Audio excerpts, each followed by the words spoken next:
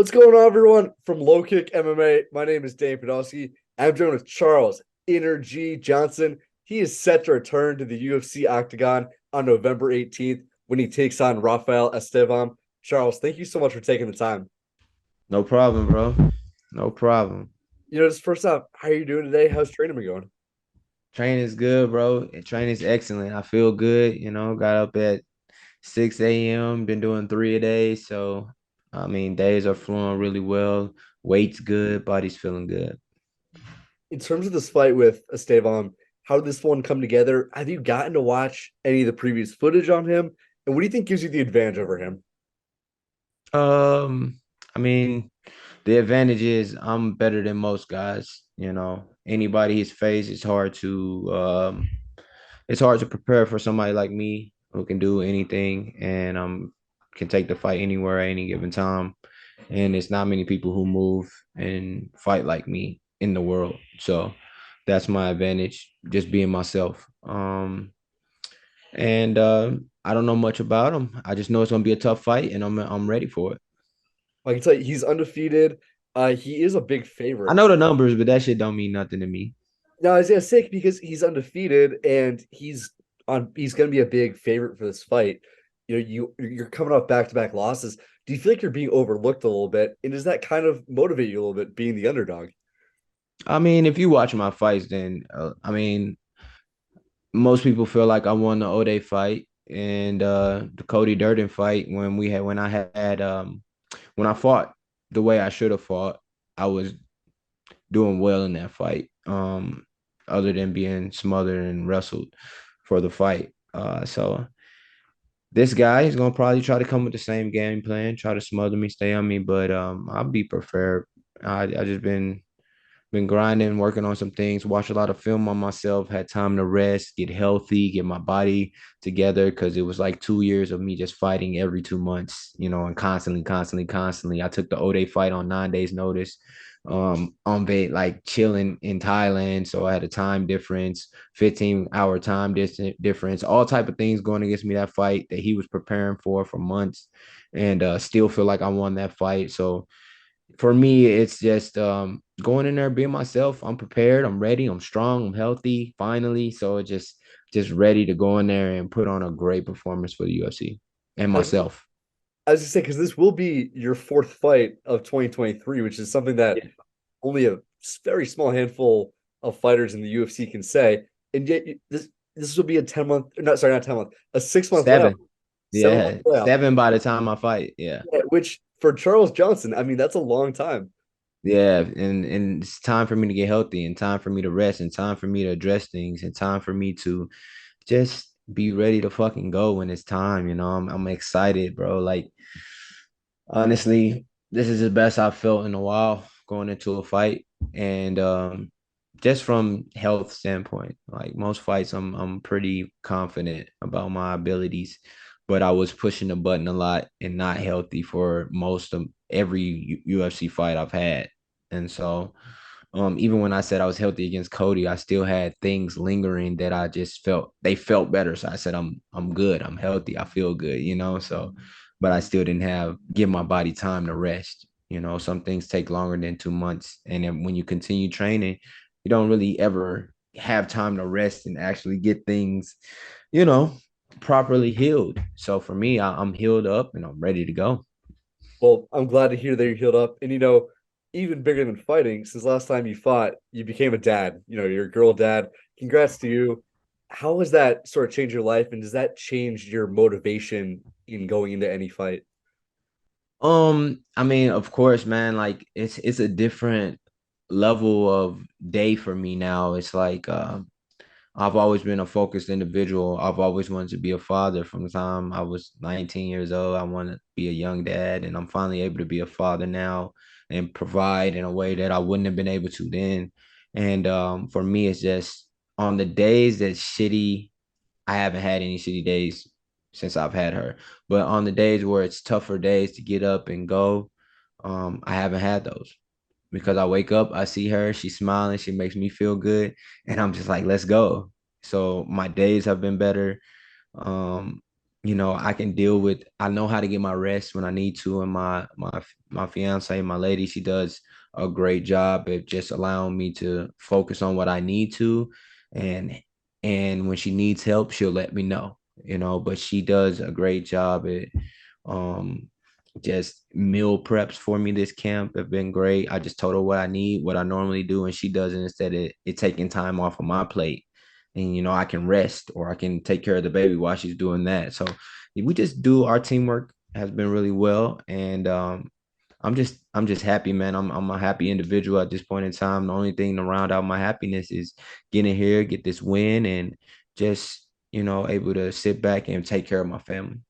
Once again, congrats to you on that. She's absolutely adorable from Instagram. Yeah, I'm happy to hear that you're able to balance being a new father as well as, being in fight camp. So it's easy, man. It's the greatest job in the world to have a kid. Greatest job in the world. yeah. And looking at going back to your career, right? It was a bit of a setback, back-to-back losses. I know I personally thought you won the Ode fight as well, but I'm not a judge. And then the Cody Durden fight, it felt like it halted your momentum a little bit. Are you looking at this as sort of a fight to like get back on track? Because I feel like up until those two losses, you were well underway into the top 15 and into bigger fights. Yeah, because in my mind I saw like, oh, I'm being 3-0 after April for this year, and I'm gonna be pushing for like title contention by the end of the year. That's how I saw it. And I still feel like I'm right there. I go in here, I put a statement on this kid. It's gonna be a tough fight, but I go in there and show them a great performance. And then hopefully they throw me a top 15 guy. Hopefully they throw me a fun matchup that I can go in there and put on another show. You know, Predominantly they've given me guys that just want to, wrestle and hold on to me the whole fight. And I'm like, that's cool. I can fight any style of fight you guys want me to. At the end of the day, I'm a fighter. I'm gonna come in there and do my job. But like, this certain guys get certain matchups that favor them or favor a style of fight that's entertaining. And that's all I want. I want a style of fight. I want somebody who's gonna come with the fight just like me. And the fans know every time I come there, I'm coming to fight and I'm exciting. And I'm just ready to fucking like, let's get it. That's my thing. Let's get it, baby. Let's go. Like, I'm gonna have fun with this shit. But you get motherfuckers come in there and they just want to hold on to you, and then it's kind of like blah. So it is what it is. You got to learn how to mitigate that. You got to learn how to roll with that style of fight and turn the fight towards you. And so that's what for me, that's been the whole thing for this last year. Just continually working on the wrestling and the grappling, because my wrestling is good, but this guy's got a little bit better edge than me, a little bit better edge in the jiu-jitsu, and I'm thinking fight and they're thinking wrestle and hold on. So I got to just be mindful of certain things that I do in there. Well, I mean, certainly if there's one word to describe Charles Johnson, I would say entertaining's right at the top of that list. Yeah. You're, always down to fight. Especially I think about the Jumagulov fights and the Ode Osborne fights. I'm assuming wrestling has been a main focus for you in training coming off of that loss to Cody Durden. Well, with Cody, I mean, I wrestled fine. He was just kicking in the jujitsu and getting his leg across my waist really soon and really fast, and able to just hold on to a body lock for a while. And I stayed on my feet longer than I should. I could have just went to the mat and just defended it, moved it over, and forced him to scramble a little bit more as opposed to standing up with them. So it's just little things like that, adjustments where I don't lose as much time. I force him to work from the ground a little bit more as opposed to standing and him able to kill clock. Yeah, his legs might get a little tired, but when you watch that fight back, it's just like when every time we have at least 30 seconds on our feet, I was getting better and he didn't like it, and the whole point was, just keep it on your feet, right? And so for me, it's just I defended 3 takedowns in the third round, and I got caught up, tripped over my foot in the fourth round. He forced a takedown, and then that's the round. So he got on my back and held the position. He didn't really try to do any damage at all. It was just holding positions. And so for me, the new judges criteria, everything about how the UFC is starting to judge, it favors me. I'm a very active person. If guys just want to hold on, it favors the fighter, in my opinion. So For me, it's just about going there. Don't worry about what the fuck somebody else gonna do. Go in there, do what you're gonna do. Take away what they can do, and put the fight exactly where you want it. Yeah, well, I love that mindset. Looking back at your UFC run, it starts off your debut, you go into London, face this top prospect in Muhammad Mokaev. Since then, this will be your fifth straight fight at that UFC Apex. Is that place starting to feel like home to you? I see you shaking your head. Is that Yeah. place starting to feel like home to you, or are you trying to get back in front of the fans? Yeah, that's a problem though. It's too fucking comfortable. It's no fans there. I perform under the brightest lights really well most 9 times out of 10. And it just I want the full UFC experience, man. I'm tired of fighting in the UFC's backyard. I love the opportunity. I appreciate the opportunity to perform. And part of being active, you're gonna have to fight in that apex a little bit, right? But I think it's time they get us out of there and start putting us more in arenas a little bit more, and so many places we can go. And so for me, it's just about I'm willing to go anywhere in the fucking world. Just book me, and I'm gonna show up, bro. Like I'm excited. I want to get in there. I want to put on a performance. I want to fight in the big arenas. I want to fight in front of the fans. I want to be entertaining in front of the fans.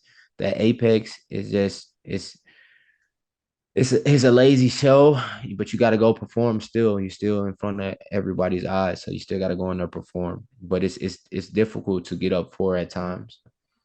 And for you, you're from St. Louis. Is that a place you'd love to fight? The UFC also went to Kansas City early in the year. Yeah, Are you hoping to get a hometown fight in St. Louis at some yeah. point? St. Louis or Kansas City, either one. Like people will travel to Kansas City.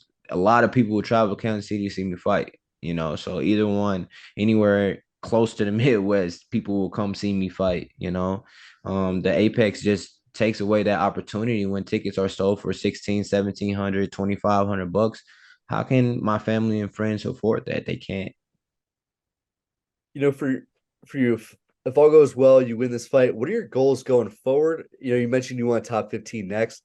Let's say by the end of 2024, how many fights do you want next year? Do you want to remain as active as you've been? And where do you see yourself by the end of that year?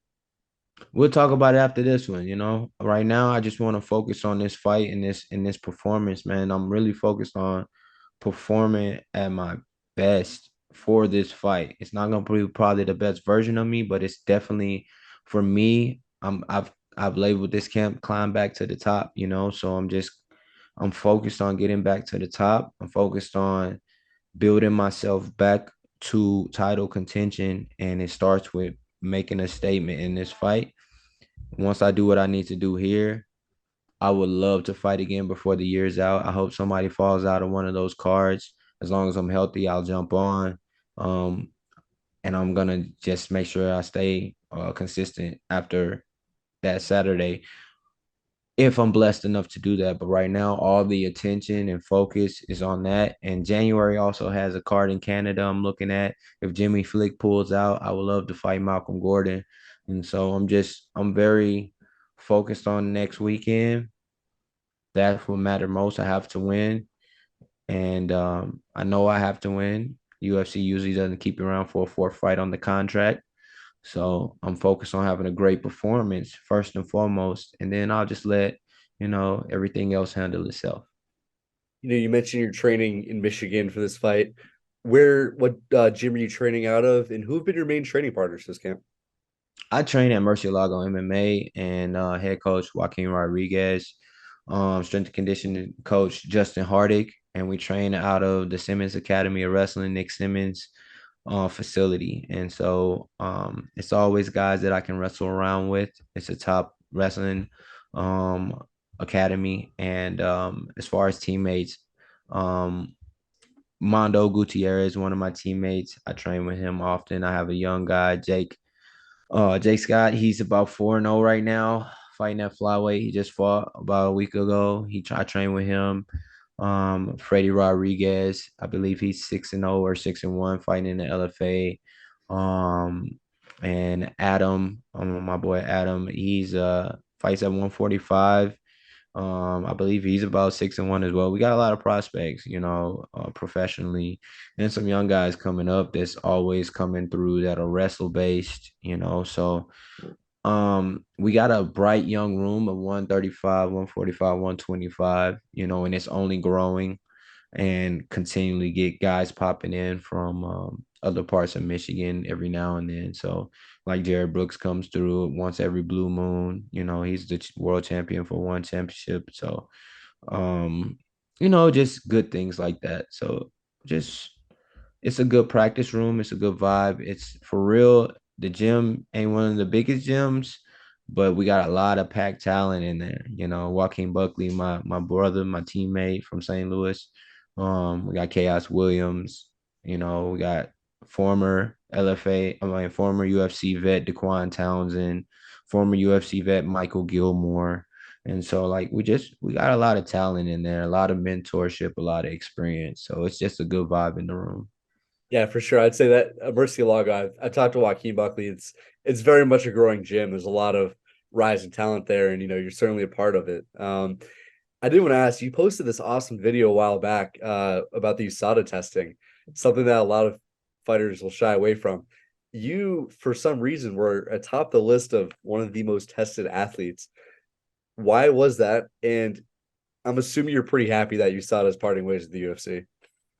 I mean, I'm not happy about it. I'm not happy about anything when cheating can be involved, but we are partnering with a new drug testing agency. I can't remember the name of it at this moment, but they are over the MLB, NBA, and another big organization, sports promotion. So it's a great situation for the UFC. And I look forward to working with them. USADA has been great outside of, constant blood and urine tests. I just don't like needles, bro. So I'm always getting poked. Like number two right now, tested athlete in all of UFC and behind Paulo Costa. And part of that is due to, my activity, it comes with the game. But also part of it is, I think I'm just a statistic number that they know will pass these tests. So they keep coming. I think that's just the what I've come up with in my head. I'm good for the numbers, but like you said, I've been one of the most active athletes. This is my fourth fight in this year, and so I probably would have been on 5 or 6 if I didn't have my baby girl. So right now, I'm not upset about it. I love the fact that we have a clean sport. I love the fact that it shows validation for our sport, for me, in my opinion, and I'm about the big picture. And as long as we have things like this in place, I think it's great for our sport. Fair enough. I wasn't necessarily expecting that answer, but it's a very positive mindset to look at it regarding USADA. I'm annoyed. I get annoyed with it. It can be annoyed when I wake up in the morning. I have training or something. I have a set schedule, and then it's at least an hour I have to sit across, especially because 9 times out of 10 it's a blood and urine. Now, if it's just urine, I'm all right, cool, let's go. Usually, they just follow you around, or they'll be here. I just drink my water and I get it done. But or I already got to use the restroom because they show up at 5 in the morning, 5:30 in the morning. Um, but it only becomes a hassle when it's the blood and urine. So you got to sit down and wait to take the blood and things like that. So then it just throws off my schedule. But for the most part, I haven't had any issues. All right, so dumb question. Someone who's never been drug tested, uh, blood test. That's like a needle prick, right? I'm assuming they're not taking. Yeah, like taking a vial of blood, and I Yeah, get four usually taking I was two about to to say, four. the human body's only got so much blood, and if they're testing you, Yeah, it's just little vials like this big, okay, and it's like 2 to 4, you know, vials depending on what they're doing. But for me, it's just I just don't like getting stuck with needles.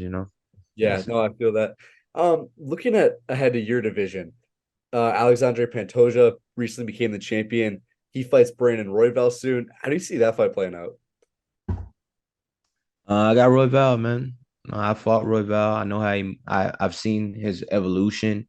I know how he thinks, and I'm just excited for his opportunity for him. I would like to see him become champion. I think it's great for the weight class, and man, it's just it's a beautiful journey, man. I got to fight him, and we both got a lot of respect for each other. So he's one of the few people who always vouches for me because we have shared that octagon, and he knows that it's not a lot of people out here that can, fuck with me. So I'm excited to see how that one goes. I felt like the first time they were fighting, he definitely gave that one away, and he had a moment where he could have took that fight, and he just made one mistake. And Pantoja did a great job of capitalizing. So it's the highest level of sports. Anything can happen. I think they both have the gas tank, but I think that Royval will break him. I think Royval will break him. He's a bully. He's a bully mindset. But once Royval catches him with something, it's gonna be a great fight. I mean, yeah, that's for sure. I mean, that's one. I don't think Brandon Royval has ever been in a boring fight. Honestly, neither is Pantoja. So that fight should be incredible. It's in December. You're the card you're fighting on the main event, two middleweights, Brendan Allen versus Paul Craig. Who do you have in that fight? My boy Brendan. I met Brendan in about 2016, 2017. His uncle was our Muay Thai coach. So like I met him for the first time around then, and we just been cool ever since. So I'm definitely rolling with Brendo for that one. My boy. He got the sauce. Go ahead, go in there and get Paul Craig all together. It's gonna be a tough fight though, because I like Paul Craig actually. He a cool dude. Well, in passing, he's been a cool dude, and I think he's always game for a fight. He's always a tough dude, and his fight style is tough to deal with. So, but I got to roll with Brendo. And fair enough. And I couldn't get out of here without asking you. I saw you posting your daughter in the Eagles onesie. I did not. You're a Birds fan. Always been. Yep. Uh, I You love can it. get on Facebook. You can go get on Facebook and go to my profile and see posts from 2008, 2009. Me posting about the Eagles.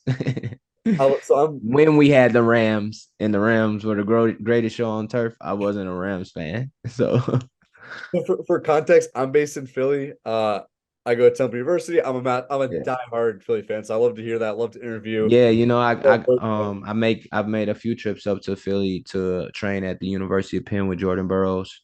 Okay. So Anyways, you gotta be pretty happy about the start of this season, 8-1. yes, sir. Yes, sir. Big fan. Love to hear that. And then just my final question, Charles. November 18th, Charles Johnson, Rafael Estevam. Charles, give me your official prediction. Official prediction. I'm getting that boy together. That's it. I'm getting him in there and getting him up out of there. I'm focused. I'm ready. Y'all gonna see a great performance. Whichever where that fight go, I'm gonna be there. Fair enough. Well, Charles, I'm wishing you the best of luck. If there are any socials or teammates or anyone you want to shout out, go right ahead. Now, y'all just make sure to like, follow, subscribe, Energy TV on YouTube. We got a lot of things coming out, and y'all going to enjoy them. So just follow, hit that notification bell, subscribe to my YouTube, Energy TV. Awesome. Guys, Charles Johnson returns to the Octagon on November 18th. He takes on Rafael Estevam. You won't want to miss this fight. Charles, best of luck to you. Thank you so much for taking the time, my friend. Thank you, bro. Make sure to subscribe to the LowKick MMA YouTube channel for all the latest news, event previews, and interviews with some of the biggest stars in MMA.